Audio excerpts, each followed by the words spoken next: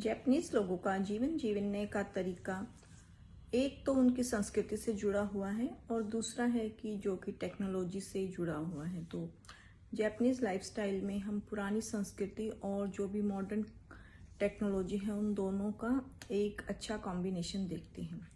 Japanese में कुछ ऐसी चीज़ें हैं जो कि हमें फॉलो करनी चाहिए।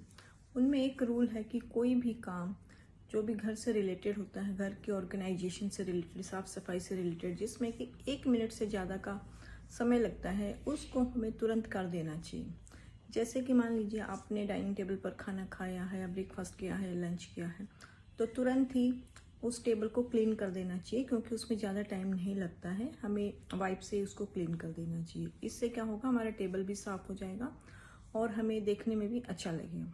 दूसरा है कि हमें उठते ही अपना बेड है उसको बना देना चाहिए, बेडशीट को ठीक कर देना चाहिए, क्योंकि अगर वो बेडशीट बिखरी रहेगी तो उसका क्या असर होता है कि ये चीज़ें धीरे धीरे इनडायरेक्ट वे में हमारे दिमाग पर असर करने लगती हैं, जिससे कि हमें एक चिड़चिड़ापन आता है। जैसे मान लीजिए आप जैसे अपने कमरे में एंटर करें, एक आप देखें कि साफ़ सुथरा बेड है और दूसरा आप देखें कि बेडशीट मुड़ी हुई है, चादरें पड़ी हुई हैं, तो अननेसेसरी यह चीज़ हमारे दिमाग में एक स्ट्रेस पैदा करती हैं।